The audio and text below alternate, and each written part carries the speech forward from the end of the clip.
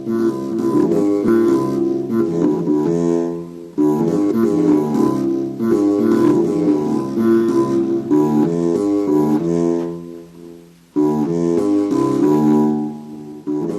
ጤና ይስጥልኝ እንደምን አምሽታችኋል የተከበራችሁ ተመልካቾቻችን ሳምንታዊ የመገናኛ ብዙሃን ዳሳ መርሃ ግብራችንን ይዘን ቀርበናል የዛሬ መርሃ ግብር አሰናንተን ወደ እናንተ በማድረስ በኩል ቀሲስ ልሳነ ጽድቅና እኔ ሄኖክ አብረናችሁ ቆይታ እናደርግ ነው የሚሆነው ካፍታ ቆይታ በኋላ መልሰን እንገናኝ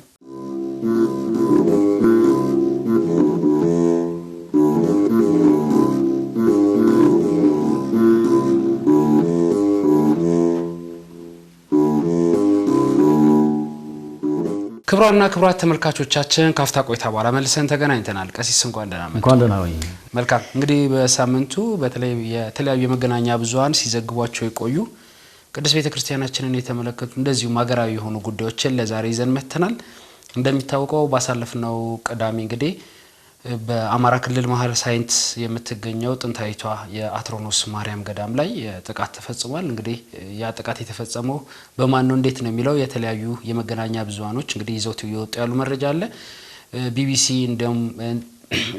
እንዲሁም ዲደብሊው የተለያዩ መረጃዎችን ይዘውቷል እሱን የምንፈትሽ ነው የሚሆነው ከዛ በመቀጠል እንግዲህ ያው ሰሞነኛ የሆነው የዚህ የጋሙ አካባቢ ላይ ደረሰ ደግሞ እንግዲህ የተፈጥሮ አደጋ ደግሞ አለ ኢትዮጵያ አሁን ላይ በተፈጥሮና የሰው ሰራሽ አደጋዎች ምክንያት በጣም እጅጉን እየተፈተነች ነው ያለችው ከሱ ጋር የተያዙ ጉዳዮችን እናነሳለን እንደዚሁም ደግሞ ውድ ወንድማችንን እንግዲህ አገልጋይ መምህር ዘላለም ወንድሙን ያጣንበት ሳምንት ነው ይሄ ሳምንት ምናልባት ከሱ ጋር ተያይዞ ቀሲስ የምናነሳው በተለይ አሁን በቅዱስ ቤተክርስቲያናችን ካሉ አገልጋዮች ጋር ተያይዞ የሚነሱ በርካታ ጉዳዮች አሉና ከነዛ ጉዳዮች ወጣ ያለ ወንድም እንደመሆኑ መጠንና ምን አይነት ስራዎች መሰራት አለበት ቅዱስ ቤተክርስቲያን ላይ በተለይ እንደዚህ አይነት ወንድሞች እንደው ሲያስተምሩ ካለፉ በኋላ ምንድነው የሚቀጥለው ነው ሲያልፉ አብሮ ጉዳያቸው ያልፋል የሚለውን ጉዳይ የምናይ ይሆናል በስተመጨረሻም በኢትዮጵያና በአርመን መካከል ያለው ሃይማኖታዊና ወቅታዊ ሁኔታዎችን የተመለከተ አንድ ዳሰሳ ቀርቦ ነበር ባሳለፍነው ሳምንት እሱን በመጨረሻ አይተን የምናጠቃለል ይሆናል ወደ ቀዳሚ ወደምናደርገው ጉዳይ እንግባ ጥሩ ቀዳሚ የምናደርገው ጉዳይ እንግዲህ ያው እንደሚታወቀው በአማራ ክልል መሃል ሳይንት በመትገኘው ጥንታዊቷ አትሮኖስ ማርያም ገዳም የካቲት 28 ቀን 2018 ዓመተ ምህረት ከቅዳሴ በኋላ አንድ ጥቃት ደርሷል በከባድ መሳሪያ ነው ይህ ጥቃት እንግዲህ የተፈጸመው ማለት ነው እርግጥ ነው አካባቢው ላይ እንደሚታወቀው ቀደም ተብሎ በነበሩ ጊዜያቶችም ያው ጦርነት አለ ከ3 ዓመት በላይ ያስቆጥሯል ይሄ ጦርነት በዛ መሃል እንግዲህ በዚህ ጦርነት በርካታ አብነት ትምህርት ቤቶች እየተፈቱ ነው ስንል በርካታ ቤተክርስቲያናት ጉዳት እየደረሰባቸው ነው በተለይም ይሄ ጉዳቱ እንደው አሁን እንደ ጥቃት ህንጻ ቤተክርስቲያኑ መጥፋቱ ብቻም ሳይሆን ከአገልጋይ ነፃ የሆኑ ገዳማት አድባራት እየተበራከቱ መጥተዋል የሚል ተደጋጋሚ ጥቁምታ ስንሰጥ ቆይተናል ይሄኛው አንዱ ማሳያ ነው እንግዲህ ምናልባት ቀሲስ ያው ቢቢሲ ያወጣው አለ እንደዚሁም ደግሞ ዲደብሊው ያወጣው መረጃ አለ በተለይ ዲደብሊው የአካባቢውን አስተዳደር ስርዓት እንግዲህ እየመሩ ካሉ አካላት ጋር ጥያቄና መልስ በሚባል ደረጃ እንግዲህ ብዙ ጥያቄዎች አንስቶላቸው መልስ የመለሱበት አግባብ ነው የተመለከትነው እንደው ከዛው ውጭ ግን ቀሲስ ከነዚህ አይነት ጉዳዮች በተለይም ብዙ ጊዜ እንደዚህ አይነት ነገሮች ሲነሱ ደጋግመን የምናነሳው ያ መግለጫ ነው የሚጠበቀው ከመግለጫ በዘለለ ግን እንደው ጦርነት እየተካሄደ ነው ከተባለ ዓለም አቀፍ የጦርነት ህግ አለ አይደለ ጦርነት የሚካሄድበት አግባብና ህግ አለ እንደው አሁን ዓለምን ያነጋገሩ ያለው እንግዲህ በእስራኤልና በኢራን መካከል የሚደረግ ጦርነት እንኳን አይደለም የሃይማኖት ተቋማት ይቅርና የህክምና መስጫ ተቋማት እንኳን ሲመቱ ኢሚዲየትሊ ነው ይቅርታ የተጠየቀውና ያ አግባብ እንዳልሆነ ጦርነቱን ያከናወኑ ባሉ ሀገራት መካከል ወዲያውኑ መግለጫ የተሰጠውና እኛ ሀገር ጦርነቱን ያካሄደ ያለው አካልም የመንግስት አካልም ይሁን አካባቢ ላይ የታጠቀው ኃይል ኃላፊነት የሚወስድም የለም ከዛ በኋላ ደግሞ እንደው መግለጫ ሲሰጥም ያ ጥቃት የደረሰበት አካል እዛች አካባቢ ያለ ነው የሚሰጠውና እንደው አገረ ስብከቱም ከቀናት በኋላ ነው መግለጫ የሰጠው ያው ጉዳዩን አሳውቀ ከዛ በኋላ ግን እየተከደበት ያለው ርቀት ምክንያቱም በዚህ ጉዳት በርካቶች ጉዳት ደርሶባቸው አይናቸው የጠፋ እግራቸው የተቆረጠ እጃቸው የተቆረጠ በየሆስፒታሉ ደሴ ጭምር ሆስፒታል ያለው አሉና ምናልባት ከዚህ ምንድነው የምንማረው ቅዱስ ቤተክርስቲያንስ እንደዚህ አይነት ነገሮች ተያይዞ በመጡ በአገር ውስጥ የሰላም እጦት ሲኖር ከሱ ጋር ተያይዞ የሚመጡ ጥቃቶችን በምን መልኩ ነው መከላከል የሚገባው ከመንግስት ጋር ቁጭ ብሎ መነጋገርስ የሚያስፈልግ አይመስልዎትም ወይ እንዴት አገኙት ይሄን ጉዳይ መልካም እንግዲህ በሳለፍነው ሳምንት በዚህ በመሃል ሳይንት አካባቢ ላይ ጥንታዊነቱ በሚታወቅ በታሪካ ነገስት አትሮንስ ማርያም ገዳም እንግዲህ የተፈጸመ ጥቃት ሁላችን ሰምተናል። እንግዲህ በተደጋጋሚ ሲቀርብ የነበረ ጉዳይ ነው።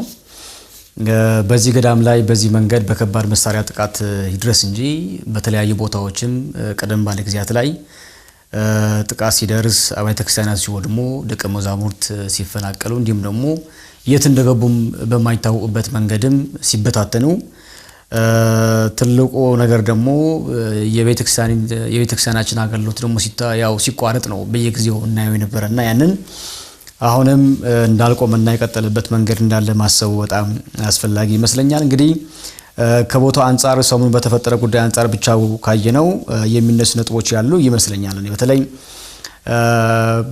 በታጠቁ የመንግስት አካላት ይሰጥ የነበረ ምላሽና እንዲሁም ደግሞ በቦታው ደግሞ የነበረው ሁኔታ በተመለከተ ትንሽ መለያየቱ ግር የሚያሰኝና እንዲሁም ደግሞ አንዳንድ በጣም መታረምና መስተካከል የነበረባቸው በሐሳብ ውስጥ ጭምር መገለጥ ያልነበረባቸው እዛም ላለው አማኝ ጥቃት ለደረሰበት ቤተሰብ ቢሆን ለኛም ደግሞ ያው በክርስቶስ በኩል ደግሞ ወንድሞቻችን ስለሆን ለኛም ደግሞ ለአማኞቹም ጥንቃቄ ያለ ማድረግ አንዳንድ ጉዳዮችም ጭምር በዚህ በማስተላለፏቸው መልእክቶች ላይ ትንሽ እንደ ክፍተት ያየንበት አጋጣሚ ነበረ ማለት ነው። እንግዲህ ጥቃቱ የከባድ መሳሪያ ጥቃት ነው። ጥቃቱ እንዲፈጸም የሆነበት ምክንያት የቀረበ ሐሳቦች አሉ።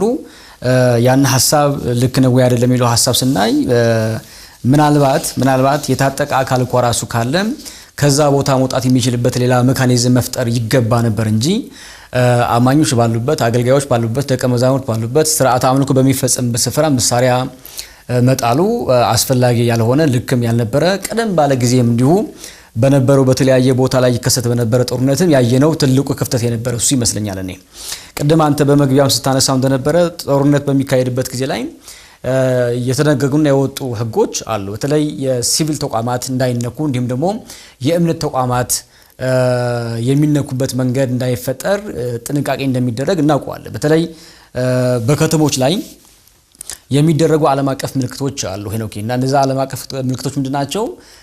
የተፈለገ በሀገራት መካከል ጦርነት ቢፈጠር ወይም ደግሞ አለመግባባት ቢመጣ ቢያንስ የሲቪል ተቋማት እንዳይነኩ የሚያደርጉ ናቸው። ስለዚህ ጥቃት የሚያደርስ አካል ካለ በእነዛ ምልክት ምክንያት አደጋ ማድረስ የሚችልበት እድል አናሳ የሚሆንበት አጋጣሚ እንዳለ ይሄ የትም ቦታ ላይ ያለ ይሄ በነገር ላይ ይሄንን ለመናገር ይሄንን ለማብራራት የግድ ወታደር መሆን የሚጠይቅ አይመስለኝም። እኔ ለምንድነው ካልከኝ የተቀመጡ ህጎች ስላሉ ማለት ነው። እና ከዚህ አንፃር መፈጠር ያልነበረበት ነገር ግን የተፈጠረ ልክ ያልሆነ ጉዳይ ነው። ከምንም በላይ ከጥቃቱ በላይ ያሳሰበው ነገር ምንድነው ካልከኝ ጥቃቱ የተፈጸመበት ምክንያት ለማጽደቅ የተካሄደበት ርቀት ነው ይመስለኛል ልክ ያልሆነው እና ያንን በእኔ በኩል በጣም እንደ ቅሬታ ማነሳው ልክም ያልነበረ ብዙ ሰውም ደግሞ እንዲሁ የተቃውሞ ሐሳብ ሲያነሳበት የነበረው ጉዳይ እሱ ይመስለኛል። ምክንያቱም በቤተክርስቲያን አገልግሎት ላይ የነበሩ አገልጋዮች ናቸው የሞቱት። እንዲያውም ከተሰጠው ሐሳብ አንፃር ካየነው አንዱን አንሳ ይመስለኛል በአካባቢው ሌሎች አካላት ስለነበሩ ነው እነዛ አካላትን ወይም ጥቃት አመለጡ እንጂ ሚል ሐሳብ ነውና ቢያንስ ይህን ሐሳብ ራሱ ለማጽደቅ በሚመችበት መንገድ ጉዳይ አልቀረበም። ምክንያቱም ምንድነው ካልከኝ ከቆሰሉ ከሞቱ 6 ሰዎች መካከል ከሞቱ 20 ምናምን ሰዎች መካከል ከነዚህ ሰዎች መካከል አንድ ሰው እንኳን አልነበረም አልተገኘምና ያንን ምን ያህል እርግጠኛ ነው የሚል ሐሳብ ትንሽ ግር የሚያሰኝና ልክ ያልነበረ ጉዳይ እንደሆነ ማሰብ ያስፈልጋል። እኔ በዚህ በአትሮንስ ማርያም ገዳም ላይ የተፈጸመው የከባድ መሳሪያ ጥቃት በተመለከተ ወደ 6 የሚደርሱ አገልጋዮች አጥተናል። እንዲሁም ደግሞ ወደ 100 አካባቢ የሚደርሱ ደግሞ አገልጋዮች እዛ አካባቢ ተማሪዎች ነበሩ እነሱም የተበተኑበት አገልግሎቱ አሁን የተቋረጠበት እዛ ላይ እንግዲህ ከአንድ አባት በቀር ሌላ አሁን ሰው የተገኘበት መንገድ እንደሌለ ማሰቡ ያስፈልጋል ነው። እንግዲህ ይህን ስናነሳ መተኮር ያለበት ነጥብ ምንድነው ከተባለ ጦርነት ሲኖር አለመግባባት ሲፈጠር ብዙ ጊዜ የሚጎዳው አካል አለ። የሚጎዳበት መንገድ ልክ እንዳልሆነ ይታወቃል። ነገር ግን በተደጋጋሚ ግጭት ሲፈጠር ጦርነት ሲመጣ ውጊያም ሲኖር ከሚመለከተው አካል ይልቅ የማይመለከተው አካል የመጉዳት እንቅስቃሴ አሁን ቁጥሩ እየጨመረ የመጣ ይመስለኛል።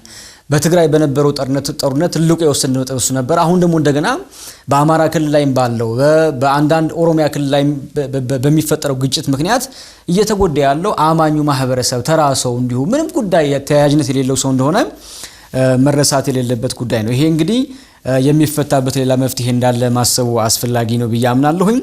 ትልቁ እንግዲህ ያለፉት 5-6 ዓመታት በነበረው ጦርነት አሁን ባለው ጦርነት ላይ ያጣናቸው ብዙ ጉዳዮች ያሉ ይመስለኛል። በትክክልም እንደዛ ነው ማምነው። ለምሳሌ አሁን ቁጥራቸው ያልተለኩ አብያተ ክርስቲያናት ወድመዋል። የሚከላከልም የሚያጠቃም የሚከላከልም አካል በወሰዳቸው በተለያየ እርምጃዎች ምክንያት ዝሮ የወድሙ የነበሩት የእምነት ተቋማት ናቸው እና ቁጥራቸው መለካት ራሱ አልተቻለም በነገር ላይ እና ሙሉ በሙሉ የወደሙ አሉ፣ በከፊል የወደሙ አሉ።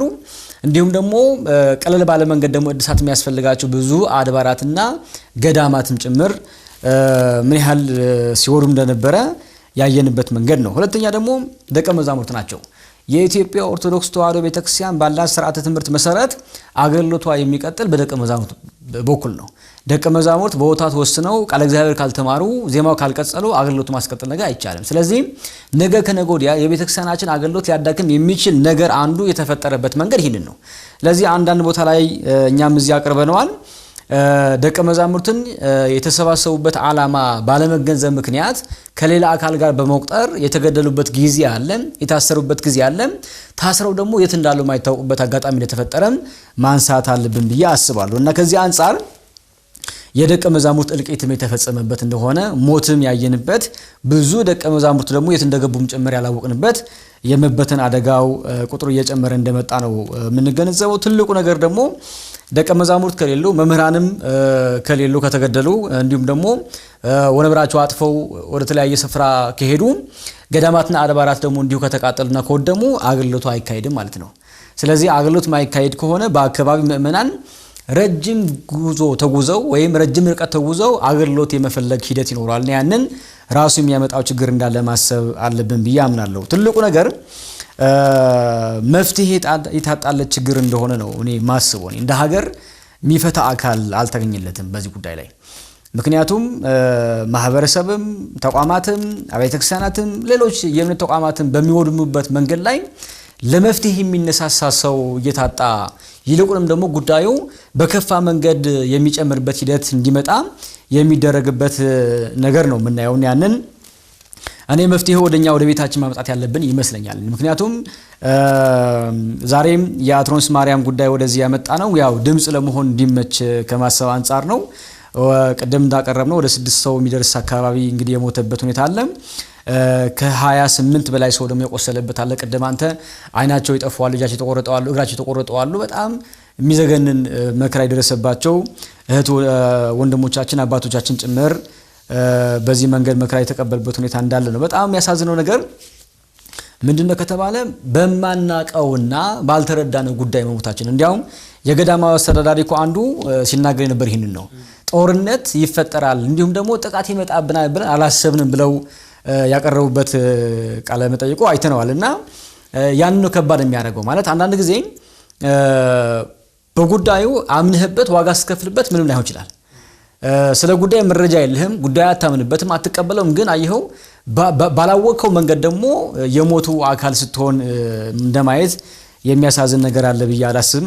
ስለዚህ መፍትሄው እዚህ መናገር ላይ ይጠበቅብን ይችላል። ግን እንደ ቤተክርስቲያናችን አሁንም ቤቷን ዘግታ ጊዜ ወስዳ ዘለቀታዊ መፍትሄ እንዲመጣ ማድረግ ያለባት ይመስለኛል። በተለይ በእምነት መሪነት ላይ ያሉ አባቶቻችን ወንድሞቻችን ከምንም ጊዜ በላይ ነገሮቻችን አቅጣጫ እየሳቱ ስለሄዱ የምእመናን ሞት እየጨመረ ስለመጣ የተቋማት ውድመትን በዛ ልክ እየጨመረ ስለመጣ ጊዜ ተወስዶ በደንብ ቤት ዘግቶ መፍትሄ ማበጀቱ አማራጭ የሌለው ጉዳይ ነው ብዬ አስባለሁኝ። እንደመነሻ በዚህ ሐሳባቸው ለራንት ለፈ ነው። መልካም ቀሲስ እንዳነሱት በተለይም የዚህ እንግዲህ ገዳም ጥንታዊ ገዳም ነው እንደሚታወቀውና በተለይ ይሄ ጥንታዊ ገዳሞች ላይ ይሄ ጦርነት ብዙ ጠባሳ እያሳረፈባቸው ነው የሚል ጉዳዮችን ደጋግመን ስናነሳ ቆይተናል። ከዚህ በፊትም በዚህ በጎጃም አካባቢ ተመሳሳይ አይነት ጉዳዮች ተፈጥረው ብዙ ነገሮችን አንስተን እንግዲህ ለውይይት እዚህ ተወያይተንበታል። ቅድስት ቤተክርስቲያን ደግሞ እየመሩ ያሉ አባቶቻችን ደግሞ ጉዳዩን ይዘው ከሚመለከተው አካል ጋር ቁጭ ብሎ መነጋገር እንዳለባቸውና በተለይ እነዚህ ጥንታዊ ቤተክርስቲያናት የመዳከምና አገልጋዮችን የማጣት ጉዳይ ትኩረት እንዲሰጠው ስንል ደጋግመን ስናነሳ ነበር። ምናልባት ቀሲስ ሚዲያ ላይ ከዛ በኋላ እንግዲህ ቆይታ አድርገዋል። በተለይ ከቢቢሲ ጋር እንደዚሁም ደግሞ ከዲደብሊው ጋር ቆይታ አድርገዋል። በተለይ አካባቢው በተለይ የመሃል ሳይንት ወረዳ አስተዳዳሪ የሆኑት አቶ እንዳልካቸው ተመስገን የሰጡት ምላሽ አለ። እሳቸው የሰጡት ምላሽ ምንድነው? ያው ይሄ ጉዳይ ተከስቷል፣ ጽንፈኛ ኃይሎች አብረው ስለነበሩ ነው የሚል ምላሽ ነው የሰጡትና ምናልባት አካባቢው ላይ ከተፈጠሩ ሁነቶች መካከል አንዱ ነው ያሉት። አካባቢው ላይ ጦርነት እየተካሄደ ነበር የሚለውን ግን አካባቢው ላይ የሚገኙ ደግሞ ሌሎች አካላት የዓይን እማኞች ሲጠየቁ እያሉ ያሉት አጎራባች አካባቢ ነው እንጂ እዚህ ጋር ምንም አይነት ጦርነት እንዳልነበረ፣ ይሄ ከባድ መሳሪያ የተተኮሰውም ከአጎራባች ወረዳ እንደሆነ ነው እየተነሳ ያለው። ምናልባት እንግዲህ ያው በሁለት በተለይ በመንግስት አካላት በኩል ያሉ እዛ ጋር የጸጥታ ኃይልም አሉ። እነዛ የጸጥታ ኃይሎች እንግዲህ ከዛ በኋላ ይሄ ሁነት ከተፈጠረ በኋላ ያሉ ሂደቶች ደግሞ የሚያሳዩት ምልክቶች አሉ። ምናልባትም ቀሲስ እጅግ በሚያሳዝን ሁኔታ አንዳንዶችን አስክሬን አይቶ ራሱ ማንነታቸውን ለመለየት እስከሚያስቸግርና ተለቅሞና ተለይቶ ገሚሶቹ ወደ ትውልድ ሀገራቸው የተላኩበትና ገሚሶቹ እዛው የተቀበሩበት አጋጣሚ ነው የተመለከትነው። አገልግሎት ላይ የነበሩ የክርስቶስን ስጋው ደግሞ ሲፈትቱ የነበሩ ደግሞ የዕለቱ ቀዳሾች መሆናቸው ደግሞ እጅግን የሚያሳዝን ነው። ምናልባት እንግዲህ አስተዳዳሪው የሚያነሱት ሀሳብ አለ። ያው ከቅዳሴ በኋላ የገጠር አብያተ ክርስቲያናት የሚታወቁ ናቸው። በእንደዚህ አይነት ነገር ዝክር ይኖራል በየዕለቱና ዝክር ያመጡ እናት ሳይቀሩ ነው ጉዳት የደረሰባቸው እንግዲህ ማለት ነው። አካባቢው ላይ የዕለቱን ቅዳሴ ጨርሰው 3 ሰዓት ከ30 ማለት እንደሚታወቀው ቅዳሴ የሚጠናቀቅበት ሰዓት ነው። እንግዲህ ያን ቅዳሴ ሲጠናቀቅ ቁርስ ለመመገብ ነው ወደዛ የገቡት። በዛ ሰዓት ነው ይሄ ጥቃት የተፈጸመው ማለት ነው። ምናልባትም አካባቢው ላይ ይሄ ጉዳት ከደረሰ በኋላ አካባቢው ላይ ያሉ እናት አባቶቻቸውን ጭምር ያጡ ሰዎች ጩኸት ሲሰሙ ነው እንጂ የመጡት አካባቢው ላይ ከዛ በፊት ምንም አይነት የተኩስ ድምጽም እየተሰማ አልነበረም። ምናልባት ግን እዚሁ ወረዳ ላይ ተደጋጋሚ የሆኑ እንደዚህ አይነት ችግሮች እንደነበሩ ነው የተነሱት። ከአካባቢው በተለይ ከሚገኙ የዓይን እማኞች የተሰበሰበ መረጃ በተለይ ቢቢሲ ይዞት የወጣው መረጃ የሚያሳየው ማለት ነው። ተደጋጋሚ የሚተኮሱ ተኩሶች አሉ። ከዚህ በፊትም እንደዚህ አይነት በከባድ መሳሪያ የታገዙና እዚህ አብያተ ክርስቲያናት አካባቢ የሚኖሩ አገልጋዮችም የሚማሩ አብነት ተማሪዎችም ጭምር አካባቢውን ለቀው ሄደዋል።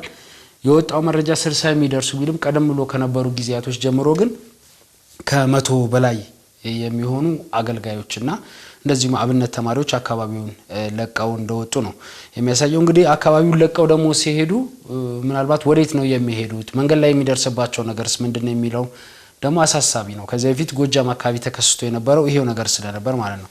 አንድ ቦታ ላይ በሚፈጠር ጦርነት የአብነት ተማሪ ሸሽቶ ወደ ሌላ አካባቢ ሲሄድ እንኳን መንገድ ላይ የተለያየ ነገር በማለት በሁለቱም በኩል እንግዲህ ይያዛል፣ ጥቃት ይደርስበታል ማለት ነው። ለተጨማሪ ጥቃት እና አንዳንዶቹ ነፍሳቸውን አስይዘው ነው ወጥተው ከነበሩበት ከሚያገለግሉበት ከሚማሩበት ቦታ የሚሸሹትና እንደው ይሄ ነገር በጣም ቢታሰብበት እንደ ቤተ ክርስቲያንም እንደ ሀገርም ከባድ ኪሳራ ነው። በተለይ ቅዱስ ቤተ ክርስቲያን ላይ የሚገኙ የአብነት ተማሪዎች ማለት የነገ ቤተ ክርስቲያን የነገ ተስፋዎቻችን ናቸውና ከሊቃነ ጳጳሳት ጀምሮ የሚወጡበት የብዙ ምሁራን መፍለቂያም ስለሆነ አብነት ትምህርት ቤቶቻችን ትኩረት መደረግ መቻል አለበት ብለን ነው የምናስበው። የአብነት ተማሪዎች ተሰብስበው ከቦታ ቦታ መንቀሳቀስ አልቻሉም። አሁን ላይ በእንተ ስማ ለማርያም ብሎ እንግዲህ በፊት በነበረ ይትባህል እንኳን ተማሪዎች መማር አልቻሉም። ምክንያቱም አካባቢ ላይ ባለ ጦርነት ምክንያት ማለት ነው። ያም ሆኖ እሱን ሁላችለው ደግሞ ይሄ ችግሩን ችለው ረሃቡን ውሃ ጥሙን ችለው ደግሞ እየተማሩ ያሉ የአብነት ተማሪዎች እንደዚህ ያሉበት ቤት ድረስ በአታቸው ድረስ ደግሞ እንደዚህ አይነት ነገሮች ከተፈጠረ እጅግ በጣም ስጋት ነው ብለን ነው የምናምነውና የነገ ቅዱስ ቤተ ክርስቲያን ለማየት ዞሮ አሁንም ከጠቅላይ ቤተ ክህነት ጀምሮ ያሉ ሊቃነ ጳጳሳትም ጭምር የትላንትና ቤታቸው ስለሆነ ትኩረት ማድረግ አለባቸው ብለን ነው የምናምነው አብነት ትምህርት ቤት ላይ ማለት ነው። ከዛ ውጭ ግን ይሄ ጥቃት ከተፈጸመ በኋላ ቀሲስ ቀደም ሲል እርሶም እንዳነሱት አሁን አንድ አገልጋይ ነው የቀሩት። ስርዓት አምልኮ አካባቢ ላይ እየተፈጸመ አይደለም። ምናልባትም እንግዲህ የሞቱ ሰዎች አሁን ጉዳት ደርሶባቸው በየሆስፒታሉ ያሉ ሰዎችም በተለይ እዛ አካባቢ ላይ የሚቀበሩ ሰዎች በአግባቡ እንኳን ፍታት ተፈቶ የፍታት ስርዓት እንኳን ተፈጽሞ የቀብር ስርዓታቸው እንዳይፈጸም አሁንም አካባቢው ላይ ያለው የሰላም ሁኔታ እንዳልተረጋጋ ነው መረጃዎች እየወጡ ያሉትና ይሄንን በማረጋጋት በኩል ልክ እንደው መረጃ ለመስጠት እንደፈጠነው የወረዳው አስተዳደር አካላት አካባቢው ላይ ያለውን ተያያዥ ጉዳዮች ፈቶ ከቤተ ክርስቲያን አገልጋዮች ጋር ተቀራርቦ መወያየትና ጉዳዩን ማስኬድ መቻል አለባቸው። ሌላኛው ጉዳይ ግን አሁን እየመጡ ያሉ ጉዳዮች የምናያቸው አብያተ ክርስቲያናት ላይ ገዳማት ላይ እንደዚህ አይነት ጉዳት ከደረሰ በኋላ የጽንፈኛው መሸሸጊያ ስለሆኑ መደበቂያ ስለሆኑ የሚሉ ጉዳዮች እየመጡ ነው ያሉትና እነዚህ ሰዎች እንግዲህ ይሄ ሁላ ቁጥር ያለው ሰው ጉዳት የደረሰበት ከ25 እና ከ30 ሰው በላይ ያለ የተገደለ ከ5 ከ6 ሰው በላይ ያለ እነዚህ ሁላ ቁጥር ውስጥ ይሄ ጽንፈኛ የተባለው አካል ከሌለ የት ነው ያለው? ወይ የመረጃ ስህተት ነበር ማለት ነው አይደለ? መረጃ ሲቀያየሩ የተጠቆሙት ነገር ልክ አይደለም ማለት ነው። ካልተያዘ ወይ ከዛ ውስጥ ከተገደሉት ውስጥ ሞቶ ካልተገኘ ወይ ጉዳት ከደረሰባቸው ውስጥ እንግዲህ አንዱ አካል ከሌለ ይሄ አንዳንዴ መረጃዎችን ራሱ ለማጥራት በጣም የሚያስቸግር ሁኔታ ነው ያለውና እንደው ይሄንን እርምጃ እየወሰደ ያለ አካል ራሱ የሚደርሰው መረጃ ማጣራት መቻል አለበት። ከዛ ውጭ ግን የክርስቶስ ስጋው ደም በሚፈተትበት ቅድስት ቤተክርስቲያን ስርዓት አምልኮ በሚፈጸምበት ቦታ ላይ የጦርነት ህግ ማይፈቅድም። ግን ከአንድ ማለት ኢትዮጵያዊ ነው ብለን ከምናስበው በሁለቱም በኩል ይሁን ጦርነቱን እያካሄደ ያሉት ኢትዮጵያዊ ነው ብለን ከምናስበው በኢትዮጵያ ባህል ሃይማኖት ውስጥ ያደገ ሰው እንደን ከባድ መሳሪያ የሚተኩሰው ጉዝ አካል ስላልሆነ ማለት ነው። ያም ሰው እንደ ስርዓት አምልኮ በሚፈጸምበት እግዚአብሔር ስም በሚጠራበት መንፈስ ቅዱስ በወረደበት ሰዓት እንደዚህ አይነት እርምጃ መወሰዱ ራሱ አግባብ ነው ብለን አናምንም። ይሄ አካል ካለ ውይይት ያስፈልጋል። የአካባቢው የጸጥታ ኃይል የሚሆን የመንግስት ያስተዳደር አካላት እንግዲህ አካባቢው ላይ ያለው እስካለ ድረስ የሰላም ሁኔታን በደንብ የማረጋገጥ ስራዎችን የመስራት የመፈተሽ አቅም አለው ብለን ነው የምናምነው። ስለዚህ በሰላም ገብቶ ከቤተክርስቲያኑ ያስተዳደር አካላት ጋር ውይይት ያስፈልጋል። ያስተዳደሩ አካላት የሚሳተፉ ከሆነ እነሱን ጭምር በሰላም ስርዓት አምልኮ ከሚፈጸምበት ምእመናን እንዳይረበሹ አድርጎ ይዞ ወጥቶ እርምጃ መውሰድ መቻል ያለበትን እርምጃ መውሰድ ማሰርም ካለበት ማሰር እሱ የኛ ጉዳይ ስላልሆነ ማለት ነው። ግን እንደዚህ አይነት ቦታ ላይ ተኩስ ከመፈጠሩ በፊት ከቦ ማውጣት ያለበትን አካል ማውጣት መቻል አለበት።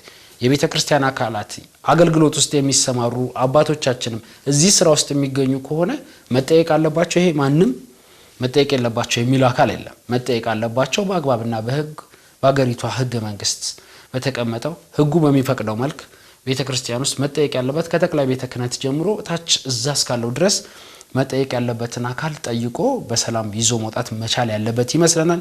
ከዛ ውጭ ግን በሰበብ አስባቡ ቅድስት ቤተክርስቲያን ላይ እነዚህ አካላት ገብተዋል በሚል ብቻ ተኩስ መፈጠርና በተለይ በከባድ መሳሪያ መደብደብ ስርዓት አምልኮ ደግሞ ሲፈጸም በርካታ ምእመናንም ስለሚገኝ ምንም የማያውቁ ንጹሃን እንግዲህ አዛውንትም ጭምሮች ናቸው ቦታው ላይ የተገደሉትና እንደዚህ አይነት ጉዳዮች በትኩረት እና በጥልቀት መታየት መቻል እንዳለባቸው ነው የምናስበው። እንደ አጠቃላይ ቀሲስ እንግዲህ በዚህ ጥቃት ህይወታቸውን ላጡ ስም ደግሞ እግዚአብሔር ነፍሳቸውን እንዲምርልን መጸለይ ብቻ ነው። ሌሎች ጉዳዮችን እናንሳ ነው የሚጨምሩት ይኖራል እዚህ ላይ ከበተ ጥብ ላክልና ወደ ቀጣይ ሐሳብ እናልፋለን። እኔ ምናልባት ተደጋጋሚ ሐሳብ ስለሆነ ይሄ ሰውም እንዳይሰለች በአጭሩ ላስቀምጥ ብዬ ነው። በተለይ ቅድም ስታነሳው እንደነበረ ነው በተደጋጋሚ ይሄ በመደበኛ የመንግስት መዋቅር ላይ ያሉ የታጠቁ አካላት ሲናገሯቸው የነበሩ ጉዳዮች ነገር ግን ቤተክርስቲያን እንደ መዋቅር እንደ ስትራክቸር ምን መልስ ያሰጠችበት አንድ ጉዳይ ነበር ያለ ይመስለኛል። ይሄ የታጠቀ አካል ወደ ገዳማት ከገባ ያው አብሮ ይፈርሳል፣ ይወድማል፣ ይመታል የሚል ንግግር የሚናገሩ በኃላፊነት የተቀመጡ የታጠቁ አካላት እንደነበሩ ይታወቃል። ይሄ ያንን መቃወም ነበረብን በጊዜ ብዬ ነው የማስበው እና ለዛ የተፈጠረው ቀሲስ ምናልባት ይቅርታና አስቆንቆት አሁን የመንግስት ማለት የመንግስት መዋቅር ውስጥ ያሉ የጸጥታ አካላትም ጭምር ለምሳሌ የኢትዮጵያ ኦርቶዶክስ ተዋሕዶ ቤተክርስቲያን አማኞች የሆኑ የታጠቁ ኃይሎች አሉ። በየትኛውም በመንግስትም ቢሆን በዛኛው ወገንም አሉና በተለይ እነዚህ ስርዓት አምልኮ በሚፈጸምባቸው ቀናቶች እዚህ ከተማ ውስጥም የምናየው እኮ እንግዲህ በር ላይ ሲሳለሙ ሲጸልዩ እናያለን አይደለ? እንደዚህ አይነት አጋጣሚም ሊሆን ስለሚችል የማጣራቱ ስራ መሰራት መቻል አለበት ነው። ይቅርታ አስቆምኩት። ከምን በላይ ግን ምንድነው እንደ አይነት በጣም ለተጨማሪ እልቀት ሊያጋልጡ የሚችሉ ጉዳዮች ሲኖሩ እንደ መዋቅር ጉዳዩም በተለየ መንገድ እንዲታይ እድል መስጠቱና መጠየቁ አስፈላጊ ነው ብዬ አስባለሁ። ሁለተኛ ደግሞ እኔ ተደጋጋሚ የሆኑ የደቀ መዛሙርት ግድያ፣ መታሰር እንዲሁም ደግሞ የአብያተ ክርስቲያናት መውደም አገልጋዮችም እንዲሁም ማለቅ ስናይ እኔ አንዳንዶቹ በዚህ ሰበብ ምክንያት ቤተክርስቲያናችን ይጠሉ የነበሩና በሐሰት ትርክት ምክንያት ቤተክርስቲያን ይጠሉ የነበሩ ሰዎች እድል የፈጠረላቸው ነው ብያ እንዳስብ የሚያስገድደኝ ጉዳይ ከጊዜ ወደ ጊዜ እየጨመረ መጥቷል ብዬ ነው የማስበው። ምክንያቱም ተመሳሳይ በሆነ መንገድ ነው የምናየው፣ ተመሳሳይ በሆነ አቅጣጫ ነው እና አልቂት የምናየው ያንን እድል የፈጠረላቸው ብለን እናስባለን። ትልቁ ነገር ግን ክርስትናን የማዳከም እንደ አንዱ መንገድ አድርገን ስለምናስበው የምንቀበለው ጉዳይ አይደለም። ምክንያቱም በዚህም ተባለ በዚያ ሰው ሞቷል። ሰው ከሞተ በኋላ የሚጠየቅ አካል እኮ የለም ማለት ችግሩ እሱ ነው አይደል? ለዚህ የተኮሰ አካል መጠየቅ የሚችልበት ምን ማለት የህግ ማቀፍ የለም አሁን ባለው መንገድ ላይ። ትልቁ ነገር ያለው እሱ ነው። ስለዚህ የሚፈጠሩ ጉዳዮች በተለይ ከቃል ጋር የሚያያዙ ጉዳዮች መግለጫ ሲወጣ ተከታትሎ እዛው እንዲታረም ጫና መፍጠር ካልተቻለ ትንሽ ጉዳዩ አሳሳቢ ያደርጋል ብዬ አስባለሁ። ወደ ቀጣይ ሐሳባችን እንለፍ።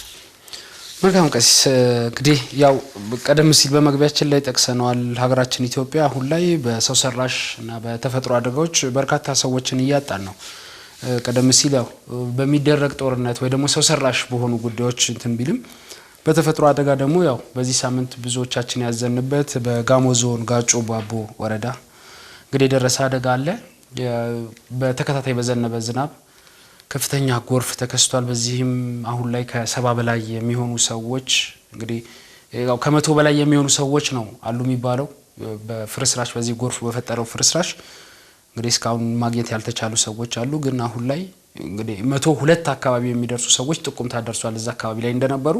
ከዛ ውስጥ ግን እስካሁን 70 አካባቢ የሚደርሱ ሰዎችን አስክሬን ነው ማግኘት የተቻለውና ምናልባት ቀሲስ ይሄንን ሐሳብ ልናነሳ የቻልነው አንዳንዴ እንደ መገናኛ ብዙሃን ያው መረጃዎችን መስጠት ስላለብን ነው። ከዛ ውጪ ግን በተለይ አሁን ላይ ኢትዮጵያ ውስጥ በሚፈጠሩ የዚህ የሰው ሰራሽና የተፈጥሮ አደጋዎች ምክንያት የሚያልፉ ወንድሞቻችን፣ እህቶቻችን፣ አባቶቻችን፣ እናቶቻችን ላይ ቅድስት ቤተክርስቲያን መስራት ያለባት አንድ ስራ እንዳለ አምናለሁኝ። በተለይም ከዚህ ከፍትሐት ስርዓት ጋር ተያይዞ እንደዚህ አይነት ጉዳዮች ሲፈጠሩ እንደው በዚህ በተፈጥሮ አደጋ ወዲያውኑ ለለት ደራሽ የሚሆኑ ነገሮችን ማድረስ ላይ እንረባረባለን። ከዛ በኋላ ደግሞ በህይወት የተረፉ ሰዎችን መልሶ ለማቋቋም ስራዎች ይሰራሉ። እንግዲህ በዚህ መልሶ ማቋቋም ላይም ቅድስት ቤተክርስቲያን ከዚህ በፊት የነበራት የራሷ ድርሻ ነበረና በእንደዚህ አይነት ግርግር ውስጥ ደግሞ የሰብአዊነትን ከማስቀደም ይልቅ የራሳቸው ቤተ እምነት የሚሰራውን ስራ ለማራመድ የሚሄዱ ሰዎችም አሉና እዚህ ደቡብ አካባቢ ላይ በሚከሰቱ ተደጋጋሚ ነገሮች ያየነው ይሄንን ስለሆነ ቅድስት ቤተክርስቲያን ከዚህ በፊትም በነበሩ እንደዚህ አይነት የተፈጥሮ አደጋዎች ምክንያት የሰራቻቸው የሚያስመሰግናት ስራዎች ሰርታለች። አሁን ላይ እርግጥ 5-6 ሰዎችን ፍትሐት ለማድረግና የቀብር ስርዓታቸው እንዲፈጸም ለማድረግ የቤተክርስቲያን አካላት እንቅስቃሴ የሚያደርጉበትን ሁኔታ ነው የተመለከትነው። በዚህ እንግዲህ ኃላፊነት ወስደው ይሄን የሰሩ አባቶቻችን ሊመሰገኑ ይገባቸዋል። ከዚህ በፊት ያልነበረ ልምምድ ስለሆነ እንደዚህ አይነት የተፈጥሮ አደጋ ሲደርስ ያው ይሄ የደራሽ ስራ የፍጥነት ስራ ነው የሚሰራው ከቀይ መስቀል ማህበር ከመንግስት ጋር በመተባበር ስለሆነ እንደው አንስቶ ሰዎችን በተለያየ መልኩ የጅምላ ቀብር የሚፈጸምበትን ሁኔታ ስናይ ቆይተናል። አሁን ግን ከዛ ልምምድ ወጣ ባለ መልኩ ያ ቤተሰቦቻቸውም ጠንካሮች ስለሆኑ ይመስለናል በቅድስት ቤተክርስቲያን ስርዓት መሰረት ቀብራቸው የተፈጸሙ ሰዎችም አሉ። ምናልባት ቀሲስ እንደዚህ አይነት ነገሮች ሲፈጠር ለወደፊትስ ቅድስት ቤተክርስቲያን ምን አይነት ስራዎችን መስራት አለባት የሚለውን ነገር ለማንሳትና እንደ መገናኛ ብዙሃን የብዙዎችን ጆሮ የሳበ ጉዳይ ስለነበረ ዛሬ ላይ አምጥተናል። ያው በዚህ በጋሞ ዞን ላይ የሚፈጠረው የተፈጥሮ አደጋ ተደጋጋሚ ነው። አሁን ብቻ ያሁን አዲስ አይደለም ማለት ነው። በተደጋጋሚ የሚከሰት ነገር እንደሆነ በተለይ ከመሬት መሽራት ተያይዞ እንደዚህ የሚፈጠር ነው። አሁን ባለው የበልግ ዝናብ ምክንያት ደግሞ በሚያሳዝን መንገድ የሁሉ ሰው አጥተናል። በጣም ብዙ ሰው ነው፣ ያሳዝናል። በጣም አስቸጋሪም ነገር ይመስለኛል። ነገሩ ደግሞ ትንሽ ከበድ የሚያደርገው ምንድነው ገና እነማን እንደሞቱ እነማን የት እንዳሉ በማይታወቅበት መንገድ ደግሞ ገና ፍለጋ የሚደረግበት ሂደት ነው ትንሽ ጉዳይ ከበድ የሚያደርገው። ያው እንደ ሀገር የምንሰራባቸው ጉዳዮች ነበሩ ብለን እናስባለን። በተለይ አሁን ምንጭሁባቸው ጉዳዮች ሌሎች ጉዳዮች ሆኑና ይኸው በተደጋጋሚ የተቸገርንበት ጉዳይን ማስተካከል የቻልን አልመሰለኝም። አሁን እንደዛ ነው 3 እና 2 ዓመት ባልሞላ ጊዜ ውስጥ ተደጋጋሚ ችግር የሚገጥማቸው አካባቢዎች ናቸው እነዚህ አካባቢ እንግዲህ። ስለዚህ ከትናንት ወዲያ መሰራት የነበረበት እንደ ክልል እንደ ፌዴራል መንግስት እንዲሁም እንደ እምነት ተቋማትም ከአጥቢያም ከወረዳ አንፃር መሰራት የነበረባቸው ጉዳዮች አሉ። አንዳንድ ጊዜ እኮ ራሱ እዛ አካባቢ ያለ ነዋሪ ራሱ እኮ አስተባበረህ ማገዝ የሚችልበት መንገድ ይፈጠራል። ስለዚህ ለአደጋ የሚጋለጡባቸው መንገዶች ከሆኑ ከዛ አካባቢ ላይ የሚሮቁበት መንገድ መፍጠር ይቻል ነበር። አሁን ምንድነው ይሄ የአደጋ ስጋት የሚባል ተቋም ያለ ይመስለኛል፣ መከላከል የሚባል ተቋም ያለ ይመስለኛል። እና ቢያንስ ይሄ ስራ መስራት የሚችልበት መንገድ ካልሆነ ትንሽ ጉዳዩ አስቸጋሪ ነው ብዬ አስባለሁ። ምክንያቱም አደጋ መከላከል ይቻላል፣ አደጋ መከላከል ቢያንስ መቀነስ ይቻላል አይደለም። ለዚህ መከላከል መቀነስ የሚቻልበት መንገድ ደግሞ የሚኖረው በተደጋጋሚ የተፈጠሩ ጉዳዮችን በመናቅ ሳይሆን እነዛ ጉዳዮችን ጊዜ ወስዶ አይቶ ቢያንስ ጊዜያዊ መፍትሄ በመስጠት ነው ብለን እናስባለንና ከዛ አንፃር በጣም ከፍተኛ የሆነ ሀዘን ነው የተፈጠረው። ለሞቱትም እግዚአብሔር አምላክ ነፍሳቸው ይማርልን። እንደ ቤተክርስቲያን ደግሞ በአጥቢያም ደረጃ እንደ ወረዳም እንደ ዞን እንዲሁም ደግሞ እንደ ሀገረ ስብከትም መታየት ያለባቸው ጉዳዮች አሉ ብለን እናስባለን። በተለይ በአካባቢ ያሉ ምእመናን ሌሎችም ቢሆኑ መረጃ በትክክል እንዲያደርሱ ማድረግ ቢቻል ጥሩ ነው ብዬ አስባለሁ። ምክንያቱም አሁን እዛ አካባቢ ላይ ማን እንዳለ እንዴት እንደሆነ ማይታወቅበት አጋጣሚ ይፈጠራል። ኦኬ አንድ ጊዜ እናስታውሳለን ማን ከማመለየት ማይቻልበት አጋጣሚ ተፈጥሮ ነበር። ምክንያቱም በውስጠኛ የመሬት ክፍል ላይ የሞቱ ስለቆዩ መለየት ትንሽ ያው ስለተለወጠ ለመለየት አስቸጋሪ የሆነበት አጋጣሚ ነበርና ያን መለየት የሚያስፈልግ ይመስለኛል። ትልቁ ነገር ግን ማንንም ይሁን ምንም እንደ ሰው እንደ ማህበረሰብ እንደ ነዋሪ አስተዋጽኦ ማህበራዊ ጉዳዮችም ጭምር አስተዋጽኦ ማድረግ ያለብን ብለን እናስባለን። በተለይ ቀደም ያነሳነው ጥም መናቅ ያለበት ብዬ አላስብም። ይሄ ከአደጋ ጋር ተያይዞ የራሳቸው እምነት በጫና ምክንያት ወይም በተፈጠረው ጫና ምክንያት ማስፋፋት የሚፈልጉ ማራመድ የሚፈልጉ አካላት ነበሩ፣ አይተናል በተደጋጋሚ ጊዜና ያን ጉዳይ ደግሞ በንቃት ማየት አሁንም አደጋ ለደረሰባቸው ቤተሰቦችም አስፈላጊ የሚባል እርዳታ ማቅረብ በቃል እግዚአብሔር ትልቁ እሱ ነው። በቃል እግዚአብሔር ማጽናናት ጸሎት ፍትሐት ማድረግም የሚጠበቅ ነው ብለን እናስባለን። እንግዲህ ለሞቱት እግዚአብሔር አምላክ ነፍስ ይማርልን። ወደ ቀጣይ አጀንዳ እናልፋለን። መልካም ቀሲስ፣ ቀጣይ አጀንዳችን ዛሬ ያው አብዛኛውን ይዘናቸው የወጣ ነው መረጃዎች በተለይ ከዚህ ከጥቃት ጋር ተያይዞ ሊሆን ይችላል ከሰው ሰራሽና የተፈጥሮ አደጋዎች ጋር ተያይዞ ብቻ ስለሞት ብዙ ጉዳዮችን ስናነሳ ቆይተናል። በቀጣይም የምናነሳው ጉዳይ እንግዲህ ቀሲስ ለብዙዎቻችን ለኢትዮጵያ ኦርቶዶክስ ተዋሕዶ ቤተክርስቲያን አማኞች በአገር ውስጥም ከሀገር ውጭም ለምንገኝ በተለይ ብዙዎች በእኛ እድሜ ለምንገኝ ደግሞ ብዙዎቻችንን ኮትኩቶ በቃለ እግዚአብሔር ያስተማረን ወንድማችን መምህር ዘላለም ወንድሙ እንግዲህ በዚሁ ሳምንት ነው ያጣ ነው። እንግዲህ የወንድማችን በህይወት ባለበት ጊዜ ሁሉ ለቅድስት ቤተክርስቲያን በተለይ ለሐዋርያዊ አገልግሎት የሚፋጠንና ከሀገር ውስጥ እስከ ውጭ ባሉ ጠረፋማ አካባቢ ጭምር በመሄድ የስብከት ወንጌል አገልግሎት ሲሰጥ የምናውቀው ነው። ለዚህ ለስብከት ወንጌል አገልግሎት እንግዲህ ራሱን የሰጠ አገልጋይ እንደሆነ ሁሉንም የቤተክርስቲያን አገልጋይ እንግዲህ አሁን ላይ በአንድ ቃል እንዲናገር አድርጓል። ምናልባት በህይወት እያለ ቢሆን እጅግ በጣም ጥሩ ነበር። ቀሲስ እንደምናውቀው በቤተክርስቲያናችን አገልግሎት ውስጥ ያው እነዚህ በጣም ብርቱ የዚህ የስብከት ወንጌል አገልግሎት ላይ የሚሰማሩ ወንድሞችና ሐዋርያዊ አገልግሎት እንዲፋጠን የሚያደርጉ ወንድሞችን የማመስገን እንትን ልምምዱ የለንም በህይወት ስናጣቸው ነውና የሰሩትን ስራዎች ማበርታት ብቻም ሳይሆን ብዙዎች የምናውቃቸው እንደው በቃል ስብከታቸው ብዙዎቻችንን ኮትኩተው ያስተማሩ ወንድሞቻችን ሲያልፉ እንደዚህ ሆኖ አለፉ ብቻ ነው የምንለውና እንደው መጽሐፎቻቸውን ያስቀመጡልን ከዚህ በፊት ቅጆቻቸው የተቀመጡ ወንድሞችን ዛሬ ድረስ የምንማርባቸው ከሰንበት ትምህርት ቤት ተከታታይ ኮርስ ጀምሮ የምንማርባቸውን ብዙ ዕውቀቶች የሰጡን ወንድሞች አሉ። አንዳንዶቹ ደግሞ ሲያልፉ በዛው አለፉ ነው የምንለው እና ምናልባት ከዚህ እንደው ምንድነው የምንማረው ዛሬ ላይ የሆነ ሆነ ወንድማችንን አጣን። ግን በተመሳሳይ የአገልግሎት ዘርፍ ውስጥ የተሰማሩ ወንድሞች አሉ። ነገ በእንደዚህ አይነት ጉዳይ እንደምናጣቸው ይታወቃልና ከሱ ጋር ተያይዞ በተለይ የዚህ የስብከት ወንጌል አገልግሎት መምሪያ በራሱ ምንድነው ከዚህ ውስጥ የተማረው ምንድነው ስራ መሰራት ያለበት የሚለው ከዛው ውጭ ግን ቀሲስ እርሱ በኋላ ላይ የሚመለሱበት ነው የሚሆነው። ከሰንበት ትምህርት ቤት አገልጋይ ጀምሮ እያንዳንዱ በስብከት ወንጌል አገልግሎት የተሰማሩ ወንድሞች ሊቃነ ጳጳሳት ሳይቀሩ ከሀገር ውስጥ እስከ ውጭ ያለ ሰው በተመሳሳይ ድምጽ ነው ለዚህ ወንድማችን እንግዲህ ያዘነው። በተመሳሳይ ድምጽ ነው ሁሉም አንድ አይነት በሚባል ደረጃ ንግግር ነው እየተናገረ ያለውና ምናልባት እንደዚህ አይነት አገልጋይ ባለበት በዚህ ዘመን ደግሞ አገልግሎታቸውን በገንዘብ የቀየሩ በርካታ ከአውደ ምህረት ከቤተክርስቲያን ከቅድስት ቤተክርስቲያን አገልግሎት ይልቅ የቢሮውን አገልግሎት ከቤተ መቅደስ አገልግሎት የቢሮውን አገልግሎት ላስቀደሙ ወንድሞቻችንስ ምንድነው መማሪያ የሚሆነው ወንድማችን ብለን ልናነሳው ወደናልና ቀሲስ ከርሶ ጋር እንደው በአገልግሎትም ስለሚተዋወቅ ምንድነው መማር ያለብን የሚለውን ጉዳይ ለማንሳት ነው ይዘን የመጣ ነው። የወንድማችን መምህር ዘላለም እረፍት በጣም ብዙዎቻችንን የነካ ነው። ምክንያቱም ይሰጠው የነበረ ሰፊ አገልግሎት የሚታወቅ ስለሆነ በብርቱና በኃይል በጽናት ወንጌልን በመላት ያስተምር የነበረ ሰው ድንገት ማረፉ ሲሰማ ትንሽ ጉዳዩ ጥሩ የሚሆን አይመስለኝም፣ አስቸጋሪም ነበረ። የሚገርመህ መምህር ዘላለም በተለይ ብዙዎች ወጥቶ ይገባሉ ገብተው ይወጣሉ ወይም ደግሞ የጀመርናቸው አገልግሎቶችን በጥንካሬ በኃይልና በብርታት በሚፈልገው ጥራት ልክ ላናገለግል እንችላለን እና እሱ ጋር ደግሞ የምናየው እንደዛ አልነበረም። በተለየ መንገድ ነው የምናየውና የእግዚአብሔር ቃል በኃይልና በተግሳጽ በጽናት ከማገልገል ባለፈ እንዲህ ተብሎ የሚቆጠር ወይም ደግሞ እንዲህ ተብሎ የሚቀርብለት የህይወት እንከን እንኳን የነበረው ሰው አይደለም። በጣም መንፈሳዊ የሚባል የሚያስተምረው የሚኖር ሰው የነበረ ነውና ያው ያጣነው ትልቅ ሰው ነው ብዬ ነው ማስበው። ያው የመምህር ዘላለም እንግዲህ ብዙ ጉዳዮች ሲነሱ ነበሩ።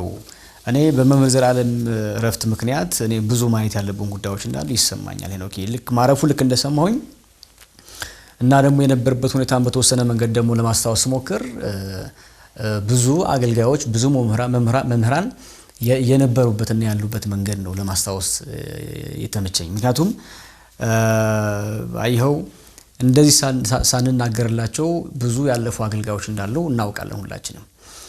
እንዲሁም ደግሞ በብርታትና በጽናት ለቤተክርስቲያን ራሳቸው የሰጡ ያገለግሉ የነበሩ ብዙ ወንድሞች አባቶቻችን የት እንደገቡ ካሳናቃቸው የጠፉ ብዙ አሉ፣ የሞቱ አሉ። አንዳንድ ጊዜ እገሌ ሲባል እገሌ ኳርፏል ሲባል ማረፉ ራሱ ምን ሰማው ቆይተን ነው ብዙ ጊዜ እንደዚህ የሚያጋጥምና እዛ ውስጥ ምናያቸው መጎዳቶች ምናያቸው ማጣቶች እዛ ውስጥ ምናያቸው ብዙ ክፍተቶች አሉ ብዬ አስባለሁ። ለምሳሌ አሁን ከነሳን ብዙ አገልጋዮች ያገለግላሉ። የመድረክ አገልግሎት ይሁን መሰልጠናም ይሁን ሌሎች ጉዳዮችም ቢሆኑ ሲያገለግሉ ምናየው አገልግሎት ብቻ ነው። ከአገልግሎት በኋላ ያላቸው ህይወት በተመለከተ ግን ብዙ ጊዜ ትንሽ አስቸጋሪ ይሆናል። በኃላፊነት ያሉ አባቶችም ኃላፊዎችም አገልጋዮችም ቢሆኑ በጊዜ ያለ ቦታ በወንጌል አገልግሎት እንዲሸፈን ነው የሚታሰቡ እንጂ ከዛ በኋላ ያለው የአገልጋዮች ህይወት በተመለከተ ወጥነት የለውም ነገር ላይ ነው። ስለዚህ ብዙ አገልጋዮች ሲጎድ ነው የምናየው። እኔ በአይኔ የምመለከተው ማለት እሱን ነው። አገልጋዮች ከአገልግሎት በኋላ ሲጎድ ነው የምናየው። ከዛ በኋላ በህመማቸው በችግራቸው የሚደርስላቸው እንዲሁም ደግሞ የሚጠነቀቅላቸው ሰው ጭምር የለም በነገር ላይ። ምናልባትም እንዳየው ነው ብዙ አገልጋዮች ወርቀው እንዲቀሩ የሆኑት የሚጠነቀቅላቸው መመንጭም ስላልነበር ነው ብለን እንድናስብ እንገደዳለን። አገልጋይ ብቻ መውቀስ ልክ ነው ብዬ ስለማላስብ ማለት ነው። ልክ እንደዛ ደግሞ ብዙ አገልጋዮች ከአገልግሎት በኋላ ያላቸውን የእረፍትና የኑሮ ቆይታ በተመለከተ በጣም አስቸጋሪ ይሆናል። ከድካም ወደ ድካም ከአገልግሎት ወደ አገልግሎት ይሆንና ከዛ በኋላ ይጎዳሉ። ማገልገል ያለባቸውን ጊዜ ያህል ሳያገለግሉ እናጣቸዋለን ማለት ነው። ምክንያቱም አንድ መምህር አንድ አገልጋይ አንድ የወንጌል ሰው ወይም ደግሞ በሞያም ደግሞ አንድ የድጓ መምህር አንድ የቅኔ መምህር አንድ የመጽሐፍ መምህር ቤተክርስቲያኒቷ ለመተካት የሚፈጅባት ጊዜ አለ። አይኸው ትንሽ ከበድ የሚለው በእኛ ቤተክርስቲያን እሱ ነው። አንድ መምህር መምህራን ለማብቃት የሚፈጅበት ጊዜ አለ። ስለዚህ ያንን ጊዜ በቀላሉ መተካት አለመቻላችን ትንሽ አስቸጋሪ ያደርጋል ብዬ አስባለሁና ትልቁ ሳስብ የነበረው እሱ ነው። ብዙ ሳንረዳቸው ሳናገለግላቸው ሳናግዛቸው ሳንሰማቸው የነበሩበት ድካምና የመጎዳት ስሜትም ጭምር ሳናደምጥላቸው ያጣናቸው ብዙ ወንድሞች አገልጋዮች እንዳሉ እንዳስብ ነው እንደ ምክንያት የሆነ መምህር ዘላለም ቢሆን እንደዛ ነው። በኃይልና በብርታት ወንጌል የሚያገለግል ሰው ነው። ነገር ግን የነበረበት የመጎዳት ሂደት በተመለከተ ግን አይኸው ጊዜ ወስዶ ያደመጠው ጊዜ ወስዶ ቢያንስ እሱ ያልሄደባቸው መንገዶችን ሄዶ ሊያግዝ የቻለ ሰው ነበረ ብለን እንድናስብ አንገደድም። ለቀጣይ ጊዜም ስናነሳቸው የነበሩ ነጥቦችን ብንደግማቸው ጥሩ ነው ብዬ አስባለሁ። ቅድም አንተም በሰንበት ትምህርት ቤት ላይ በተለያየ ዘርፍ ላይ የሚያገለግሉ መምህራን በየአጥቢያ ያሉ የስብከተ ወንጌል ኃላፊዎች እንዲሁም ደግሞ በየሞያው ደግሞ ያሉ መምህራኖቻችን ቢያንስ ይሄ የወጥነት ጉዳይ ሆነ ተመሳሳይ ማድረግ አለብን ብዬ አስባለሁ። አንደኛ ግልጽ የሆነ መረጃ መያዝ ያለብን ይመስለኛል። እኔ ግልጽ ያለ ምንድነው በአንድ አጥቢያ ላይ ያሉ የድጓ መምህራን በአንድ አጥቢያ ያሉ የቅኔ መምህራን በአንድ አጥቢያ ያሉ በስብከተ ወንጌል የሚያገለግሉ እንደሚታወቁ ሁሉ ሌሎችም በሌላ ዘርፍም ያሉ የተቀጠሩም ያልተቀጠሩም በመደብኛም ያሉ የሌሉም ጭምር ሁሉም ተመሳሳይ በሆነ መንገድ በቂ የሚባል መረጃ መያዝ የሚያስፈልግ ይመስለኛል። ይሄ በጣም ምን ቸገርበት ነው ብዬ አስባለሁኝ።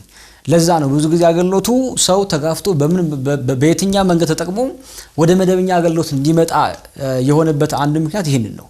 ምክንያቱም ከመደበኛ አገልግሎት ውጪ ወይም ከቅጥር ውጪ ያሉ አገልጋዮች በሚያገለግሉበት የአገልግሎት መንገድ ላይ ጊዜ ወስዶ የሚያደምጣቸው የሚያያቸው ሰው ስለማይኖር ብዙ ጊዜና ያንን ትንሽ ከመረጃ አንፃር ማሟላት ያለብን ብዬ አስባለሁ። ከዛ ውጪ ከዚህ ከቅጥር ውጪ ያሉ አገልጋዮች የሚያገለግሉትን አገልግሎት ማመስገን አለብን ብዬ አስባለሁ። ምክንያቱም ያላቸውን ጊዜ ያላቸውን ስራ ያላቸውን ኃላፊነት ተጋፍተው መጥተው በተጨማሪ ያገለግላሉ አይደለ? ሲያገለግሉ ቅድም ያልከው ነው። ሰው ከሄደ በኋላ ማመስገን መጥፎ አይደለም፣ ግን የሚበልጥ ነገር ደግሞ አለ። በህይወት እያለ ሰው ማክበር፣ ለሰው መጠንቀቅ መልመድ አለብን ብዬ አስባለሁ። እና ከዚህ አንፃር መምህራችን መምህር ዘላለም በህይወት እያለ ያላወቅንለት ያልተረዳ ነው ያላደመጥ ነው ያልሰማ ነው ግን ብዙ የሚደመጥና የሚሰማ ነገር የነበረው መምህራችን ብዬ አስባለሁ። ከምንም በላይ ግን አንድ ሰው ብቻ ነው ብዬ አላስብም። እኔ በአንድ ሰውነት ውስጥ ብዙ አቅምና ብዙ ብቃት ያየንበት ሰው እንደነበረ አስባለሁኝ። ለሌሎች አገልጋዮችም ጭምር ማየት የምንችልበት እድል እናገኛለን የሚል ሐሳብ አለኝ። በኔ በኩል ይበቃኛል። መልካም ቀሲስ፣ የመጨረሻ ጉዳያችንን እንመልከት። ጥሩ እንግዲህ በኢትዮጵያና በአርመን መካከል ያለ ሃይማኖታዊና ወቅታዊ ሁኔታን የተመለከተ የታሪክ ዳሰሳ ተካሂዷል። እንግዲህ ዳሰሳ ማለት ነው በርካታ አምባሳደሮች፣ ዲፕሎማቶች በተገኙበት ነው የተካሄደው። ምናልባት ቀሲስ ይሄንን ጉዳይ ወደዚህ ያመጣ ነው ይሄንንም ስቱዲዮ መጥተው እንግዲህ ጎብኝተዋል። በተለይ ከነዚህ ከአሃት አብያተ ክርስቲያናት ጋር ያለን ሃይማኖታዊና ይሄ ወቅታዊ ጉዳዮች ላይ መወያየታችን አሁን ቀደም ብለን ስናነሳቸው የነበሩ አገሪቷ ውስጥ ባሉ አለመረጋጋቶች ቅድስት ቤተክርስቲያን እየከፈለች ያለችውን ዋጋም ጭምር አሃት አብያተ ክርስቲያናት ማወቃቸው በተለይ አሃት አብያተ ክርስቲያናት በእንደዚህ አይነት ሁኔታ ውስጥ ሆነው እንዴት እንዳለፉ ከተሐድሶም ጭምር እንዴት እንዳለፉ ከብዙዎቹ አሃት አብያተ ክርስቲያናት ልምድ የምንወስድባቸው ነገሮችን በመቀራረብ በመነጋገር የሚሆንበትን አጋጣሚ ነው እና እንደዚህ አይነት እድሎችን እየያዙ የመጡ ውይይቶች ከቅርብ ጊዜ ወዲህ ልምምዶች እየታዩ ነው። ነገር ግን ቀሲስ እዚሁ ጋር አያይዘን በተለይ የውጭ ጉዳይ መምሪያ በቤተክርስቲያናችን የውጭ ጉዳይ መምሪያ ደጋግመን ስናነሳው ነበረ። አሁን ላይ እንደዚህ አይነት ጉዳዮች ሲመጡ እሱ ጠርቶ ጋብዞ ጉዳዮችን እንደዚህ አይነት ሃይማኖታዊና ወቅታዊ ጉዳዮችን ማስገንዘብ ግንዛቤ ማስጨበጥ የሚገባው ጉዳዮች ላይ እነሱ እየመጡ ነው ያሉትና እነሱ የሚመጡ ከሆነና ይሄኛውን እድል ደግሞ የምናገኝ ከሆነ እንዴት ልንጠቀምበት እንደምንችል እኔ ብቻ አላቅም። ግን ይሄ መምሪያ እንደዚህ አይነት ጉዳዮች ሲመጡ እንደኛ እንደ ዜና አንብቦ ማለፍ ወይ ደግሞ ጉዳዩ ላይ መገኘት ብቻ ነው ተያያዥ ጉዳዮችን አስረድቶ ከዛ በኋላ ደግሞ ዘላቂ የሆኑ የግንኙነት ጊዜዎች እንዲኖረን አጋጣሚዎችን እድሎችን የመጠቀም ነገር እናይባቸዋለን ነው የሚለው ነገር በጥልቀት ማየት የሚገባን ይመስለኛል። እንግዲህ የኛ ባለሙያዎች ሄደዋል፣ እዚህ ውይይት ላይ ተገኝተው ነበረ። ምናልባትም የተነሱ በተለይ ከዚህ ከቱሪዝም መስክ ጋር ተያይዞ የተነሱና አብሮ ለመስራት በነገው ደግሞ የቤተክርስቲያን እድል ፋንታ ላይ አብሮ እንደው ስራዎችን የመስራት ጉዳዮች ላይ ሰፊ ውይይት ተደርጓል። እንዳጠቃላይ ግን ቀሲስ የውጭ ጉዳይ መምሪያውም እንደዚህ አይነት እድሎችን ማመቻቸት ስለሚገባው እንደዚህ አይነት እድሎች ሲመጡ እንዴት ነው ቅድስት ቤተክርስቲያን መጠቀም መቻል ያለባት? እሱን ብናነሳ በኢትዮጵያና በአርመን መካከል ያለው እንግዲህ ሃይማኖታዊና ወቅታዊ ጉዳይ የሚታወቅ ነው። ያ ማለት ግን የተጠቀምንበት ነገር እንዳልሆነ ደግሞ መነሳት ያለበት ይመስላል አይደል ጎን ለጎን። ስለዚህ አሁን የሆነው ምንድነው ባልክ ይሄ ከኛ ጫና ውጪ በሆነ ወይ ከኛ ፍላጎት ውጪ በሆነ መንገድ ላይ በእነሱ ሐሳብ ማይከል አድርገው ብዙ የታሪካዊ እንዲሁም ደግሞ ሃይማኖታዊና የኢኮኖሚ ጉዳዮችን ተዳሰሰበት መርሃ ግብር የተካሄደበት መንገድ ነበረ። በተለይ ደግሞ ለዳሰሳ የቀረቡ ጽሁፎችና መጽሐፍቶችም ጭምር ነበሩበት። ትልቁ ነገር ግን በኢትዮጵያና በአርመን መካከል የነበረው ሃይማኖታዊ እና ታሪካዊ ግንኙነት በተመለከተ ሰፊ ዳሰሳ ይዞ እንደነበረ ይታወቃል እና ያንን ታይቷል ነው። በተለይ ይሄ የአርሜኒያ ኮሚኒቲ እንዲሁም ደግሞ ዲፕሎማቶች እዚህ እንዳሉ ይታወቃል። በተደጋጋሚም አሁን ባለው መንገድ ብቻ ጉዳዩ ቀርቦ መቆም ሳይሆን በተደጋጋሚ ጉዳይ መፈጠር ያለበት ይመስለኛል። እንዲያውም ቅድም አንተ ስታነሳው እንደነበረ ጉዳዮች እነሱ የምንቀራረብባቸው ጉዳዮች እነሱ ከሚያቀርቡ ይልቅ እኛ አሁን ባለንበት ሀገር ደግሞ የምንቀራረብባቸው ጉዳዮች የበለጠ ብናቀርብ ምቹ ነው ብዬ አስባለሁ። በተለይ ልንወያዩባቸው የሚገቡ እንደ ልምድ አድርገን ልንወስዳቸው የሚገቡ ብዙ ጉዳዮች አሉ ብለን እናስባለን እና ካላቸው ልምድም አንፃር እንዲሁም ደግሞ ካለን የእምነት አንድነት አንፃር በሃይማኖት ሁላችን አንድ ነን። ስለዚህ ወንድማማችነቱ አለ። ያንን የበለጠ ስለሚያጠናክር በሚያጠናክር መንገድ ላይ ጉዳዮችን በትክክል በተለይ የውጭ ጉዳይ መምሪያው ስራ መሆን ያለበት ይሄን ብለን እናስባለን። ጉዳዮችን በትክክል በመቅረጽ ከሌሎች ይልቅ የምንቀርባቸውን የበለጠ ቀርቤታ ለመፍጠር በሚመች መንገድ ሐሳቦችን ቢያስተካክል ምቹነት አለው ብዬ አስባለሁኝ። ከዛ ውጭ ግን የበለጠ በተደጋጋሚ መፈጠር ያለበትና ህብረቱ ግንኙነቱ አንድነቱ መጠናከር እንዳለበት ይሰማኛል። በኔ በኩል በዚህ በቃ ጥሩ። መልካም ቀሲስ፣ ጉዳዮቻችንን ጨርሰናል። እዚህን ቀረጻ በመናከናውን በሳለ ቀረጻ ስንገባ ከሰሜን ጎንደር ሀገረ ስብከት አድርቃይ ወረዳ ዋልድባ ሰቆር ኪዳነ ምሕረት አንድነት ገዳም አንድ መረጃ ደርሶናል። አካባቢው ላይ የሚንቀሳቀስ የታጠቀ ኃይል ገብቶ 2 መነኮሳትን ገሎ እንደዚሁም አንድ ደግሞ ጥቃት አድርሰውባቸው ወጥቷል። እንግዲህ ከዚህ ጋር ተያያዥ ጉዳዮችን ዝርዝር የሆኑ ጉዳዮችን በዜናና ወቅታዊ መርሃ ግብር ለተመልካቾች የምናደርስ ነው የሚሆነው። ቀሲስ በየሳምንቱ ስንመጣ የመገናኛ ብዙሃን ዳሰሳን ይዘን ስንመጣ በተለይ በገዳማትና አድባራት እየተፈጸሙ ያሉ በዚህ በታጠቁ ኃይሎች በሚባል እንግዲህ ስም እየተፈጸሙ ያሉ ጥቃቶችን በተደጋጋሚ እያነሳን ነው። ግን ይሄንን መረጃ ደግሞ በተለይ ቅድስት ቤተክርስቲያናችን ሕግ ክፍል እንደው መረጃውን አጠናክሮ ራሱ በዚህ ዓመት ይሄን ያክል ሰው አተናል ብሎ የቅዱስ ሲኖዶስ ምልዓተ ጉባኤ ላይ ለውይይት የሚያቀርብበት ጥናቶችን የሚያሳይበት ነገር ግን ማመቻቸት እንዳለበት በዚህ አጋጣሚ መልእክት ለማስተላለፍ ነው የምንወደው። እናጠቃለስ። ክቡራንና ክቡራት ተመልካቾቻችን ስትከታተሉት የነበረው የመገናኛ ብዙሃን ዳሰሳ መርሃ ግብር የተመለከታችሁትን ይመስል ነበር። የዛሬ መርሃ ግብር አሰናድተን ወደ እናንተ ማድረሱ በኩል ቀሲስ ልሳነ ጽድቅና እኔ ሄኖክ አብረናችሁ ቆይታ አድርገናል። ሌሎች መርሃ ግብራት ወደ እናንተ መድረሳቸውን ይቀጥላሉ። ሰላም እግዚአብሔር ከሁላችን ጋር ይሁን።